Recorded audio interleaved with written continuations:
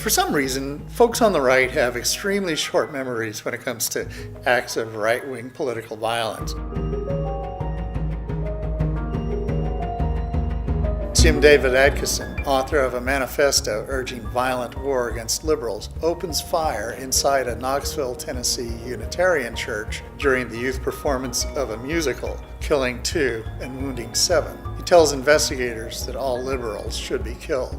Keith Luke of Brockton, Massachusetts, who is a neo-Nazi, kills 2 and injures another in a rape and murder spree targeting non-white people. He is halted before reaching a synagogue and later convicted of murder. Danny Roy Baker of Miramar Beach, Florida, who is a former GOP volunteer angry about immigration, opens fire on a room full of Chilean exchange students, killing 2 and injuring 3. He pleads no contest to murder. Richard Poplawski of Pittsburgh, Pennsylvania, a white supremacist fearful of a plot by President Obama to take his guns, kills 3 police officers and leaves 2 others injured in a standoff at his home. Poplawski is later convicted of murder.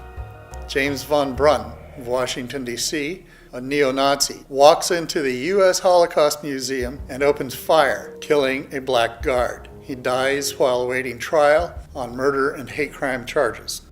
Ross William Muehlberger of Wichita Falls, Texas, yells "White Power" as he shoots up a cafe, injuring 4 black and Latino women and killing 1 white bartender before killing himself. David Joey Peterson, white supremacist, embarks on a killing spree across Oregon and California with Holly Grigsby, his girlfriend, with the aim of killing Jews and black people and targeting Jewish organizations. They kill Peterson's father and stepmother and 2 people who offer to give the couple rides. Both plead guilty to murder.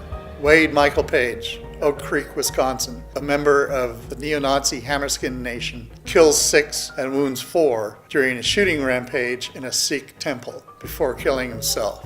Fraser Glenn Miller Jr. of Overland Park, Kansas, a former Grand Dragon of the Carolina Knights of the Ku Klux Klan, embarks on a shooting rampage at 2 Jewish community institutions, killing 3. He's found guilty of capital murder.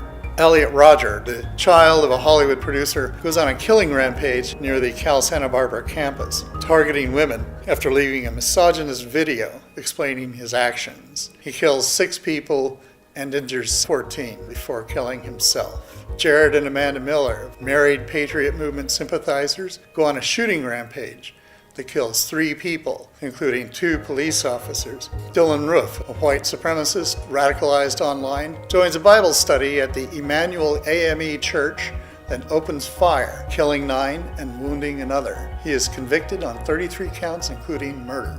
John Russell Hauser of Lafayette, Louisiana, enters a movie theater with a gun, killing 2 and wounding 9 before killing himself. Investigators find he praised Roof and urged readers of his manifesto to target liberals for mass murder. Alan Lawrence Scarcella, a white supremacist who had been infiltrating and filming Black Lives Matter protests, shoots and wounds 5 protesters at a BLM protest outside of a Minneapolis police station. Scarcella is found guilty of felony riot and assault charges. Jeremy Christian, who had participated in local alt-right rallies, begins harassing 2 Muslim women on a Portland commuter train. When 3 men intervene, he stabs all 3 of them, 2 fatally.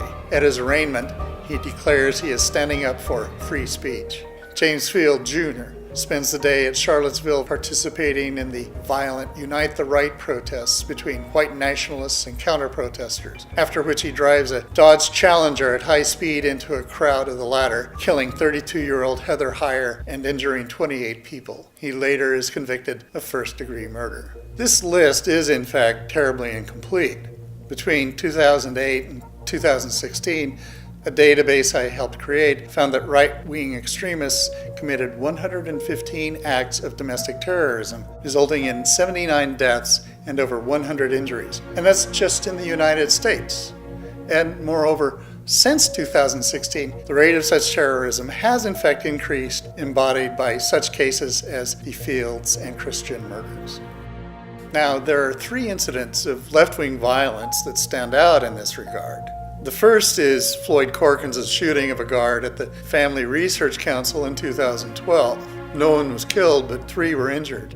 The second happened in July 2016 when Micah Xavier Johnson, an Afghan war veteran, opened sniper fire on Dallas police during a Black Lives Matter protest, killing 5 officers and wounding 9. The third is James Hodgkinson's shooting of congressmen and staff in June 2017 during a softball practice in Washington, D.C., which left Representative Steve Scalise seriously injured along with 3 others.